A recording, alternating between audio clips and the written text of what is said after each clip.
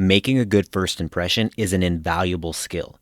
It's the first step in building the relationships that determine the trajectory of your life, so don't leave it to chance. In this video, I'll be breaking down the 6 most common mistakes that ruin first impressions, and I'll be giving you the antidote for each, so be sure to stick around until the end so you can make an unforgettably good first impression. The first thing most people struggle with is their presence. Your presence doesn't start with what you say, it starts with your entrance. If you come into a room or conversation with low energy and small, prey-like body language, not only will you be forgettable, you'll actively repel others. This doesn't mean you should come in with high energy and hold the same intensity the entire time. Crafting an interesting and engaging presence requires peaks and valleys of intensity. Think of it like an airplane. The most memorable and engaging parts are the takeoff and the landing because you feel the shift in energy, even though the flight is when you're cruising at hundreds of miles an hour, thousands of feet above the ground. That's incredible, but it quickly becomes monotonous, and sustained redline energy does as well. Just like it would have been if Tom Cruise had continued jumping on Oprah's couch. Kevin Hart is a great example of riding the peaks and valleys of energy to generate maximum interest in a conversation. He's just as comfortable bringing the energy as he is slowing it down. The second thing people struggle with is impersonal language. This is language that's directed at everybody and casts a wide net to include as many people as possible. While it's almost always well-intentioned, this kind of hyper-inclusive language has negative effects because when you speak to everyone, you speak to no one. Instead of being engaging and memorable, you become ignorable background noise. Luckily, there's an easy fix. Simply say the name of the person you're speaking to and say it multiple times over the course of the conversation. Shoot for at least 3 times. People love hearing their names. It helps them feel seen and heard. So instead of saying something like, "Thank you for taking the time to meet with me," say, "Matt, thank you for taking the time to meet with me." This simple aspect of personalization creates a feeling of connection that makes you hard to forget because it hooks their attention and ties you to the positive sense of belonging in their memory. If this feels awkward for you, start with cashiers and food servers. They all have name tags. When they provide service, thank them and use their names. You'll be blown away when their eyes light up and their body language transforms just because you said their name. Number 3 is that most people try to be impressive, and that has the opposite effect. Making a good first impression isn't about you. It's actually about them. So make the conversation about them. If you forget everything else in this video, remember this rule, and your first impressions will be 10 times better. The most interesting person is the most interested. Drill it into your head. The most interesting person is the most interested. When you try to be interesting and impressive, it backfires. It doesn't matter how unique you are or how varied your life experience. If you purposely make yourself the topic of conversation or twist their stories and anecdotes to shine the spotlight on you, your impression won't be favorable. I'm the best there is, plain and simple. I wake up in the morning, I piss excellence. Instead of trying to be impressive, seek to be impressed. If they tell you a story about something interesting that happened at work, don't follow up with your own workplace drama. They don't want to be one-upped. They want you to lean in. So step into the world of the story they just invited you to join. Wow, that sounds like an intense meeting, Jen. How will that affect your work going forward? Few things feel better than feeling interesting because attention is valuable. When you give yours and encourage them to share, you build a connection. Couple that with using the person's name, and you're setting yourself up for a memorable first impression. Fourth is being a spineless pushover. Don't be a pushover. This is important, especially since you're making the conversation about the other person. People love it when you give them your attention, but doing so with 0 friction can be just as off-putting as manipulating the conversation to keep the spotlight on yourself. There are 2 ways to do this without coming across as adversarial. The simplest is to tell the truth when you disagree. Own your values and opinions. This can be scary if you want the other person to like you, so here's a reframe to make it easier. Instead of viewing the interaction through the lens of, "I hope they like me," look at it in terms of, "I want to find out if I like them." This removes the pressure by lowering the stakes and makes it easier for you to be yourself.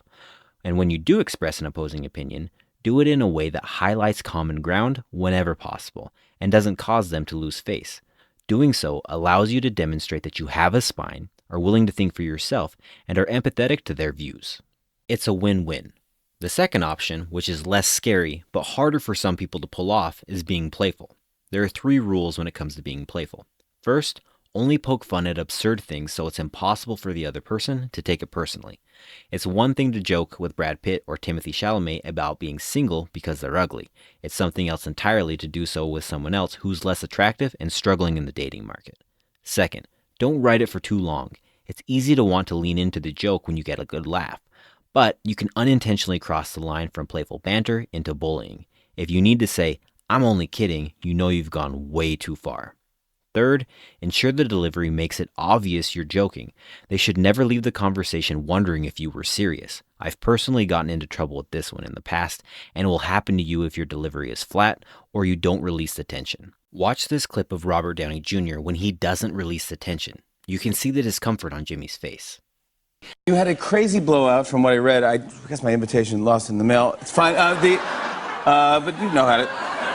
You know where I am pretty much every night. It's no big deal. But you had a lot of people there. Probably over 30 people were there, probably, right? Yeah. What's 31, you know? Yeah. You think about it. Yeah, you weren't invited. You could have skirted around the issue. By the way, would have been great to have you there. And what? Would love to have been there. Yeah, but the invite, I guess, was prohibitive. Well, I'll never know. I'll never know what it feels like. I need to tell you, here's a couple things that happened. Now watch this one where the tension does get released, and you can see how much better it feels. It was your first TV appearance. I think I heard What's Poppin', and I Shazammed it. And I was like, who is this guy? Jack Harlow, he's amazing. And they called up, and someone was like, I don't know if he's ready for TV. I mean, the song just... Well, I hope you take this the right way. I feel like you were very early for late night television. And I mean, I feel like a lot of artists, when their song finally is in super rotation on the radio, then it's like, okay, let's get them up here. Yeah. You were, to me, a tastemaker in that moment. You were super early, so. That's what I'm talking. See, that's what I'm talking about. Thank you. The fifth problem is that most people are boring, not because they lead uniquely boring lives, but because they don't know themselves very well. The solution is taking time to craft stories from your life that you can share in captivating ways. You should have answers to common questions and related stories ready to share. This is one of the easiest ways to make yourself more interesting, simply because almost everyone is horrible at it. Here's an example. If they ask you what you do for work, don't answer the question directly. Answer the more interesting version of the same question, which could be, what do you love about your job? I work in sales, and when I started, I thought I'd hate it, but I recently realized it's changed my life for the better because it helped me get out of my shell. If they ask you about your hobbies, use the same principle. I used to make fun of my dad for golfing, but since it's so busy in the office during the week, it feels good to be out on a peaceful course in the morning. A good rule of thumb is that your stories should show evolution, and counterintuitively, they're more powerful when you're not the hero. I can make a video specifically about telling great stories. If that's something you're interested in, let me know in the comments. The sixth and final barrier to leaving a good first impression is asking boring questions. Questions aren't a tool to fill time. They're the building blocks of connection. If you ask boring, closed-ended questions, it's like throwing those bricks in the river. When you ask captivating questions, you build a bridge to cross the river. To ask captivating questions, you need to be genuinely interested, which means you can't fake it, and your question should prompt them to invite you into their world. An easy way to do that is to call attention to something that may seem mundane and ask them to think differently about it. For example, if they're wearing a unique bracelet, instead of saying something like, "I like your bracelet, Anna. Where did you get it?" Ask something more captivating, like this. "Anna, I love that bracelet. Not everyone could pull that off, but you do. I bet it has an interesting story. Will you tell me about it?" It turns boring small talk into an opportunity to connect on a deeper level. Asking captivating questions like this takes practice, so don't worry if it doesn't immediately feel natural. An easy way to practice is to select a character from a TV show you haven't seen before. Watch the first half of an episode and then take 5 minutes to write down interesting questions you might ask this character that are relevant to the little you know about them. It's a great way to put in the reps with very low stakes. And now to quickly review, here are the 6 keys to making a great first impression. First, manage your presence. Come in with high energy to start. Use positive body language and be willing to ride the peaks and valleys of energy throughout the conversation. Second, personalize your language. Say their name multiple times. It helps them feel seen and heard. Third, make it about them. Stop trying to be impressive and focus on being impressed. Fourth, don't be a pushover. Being spineless is repulsive. Thinking for yourself while being respectful and empathetic is magnetic. 5th, know yourself well enough to share engaging stories. Storytellers connect. Boring people who don't know themselves do not. 6th, ask captivating questions. You're not there to fill time. You're there to make an impression and build a relationship. Asking captivating questions makes that easy. If this video was helpful, remember to like and subscribe, and I'll see you next time.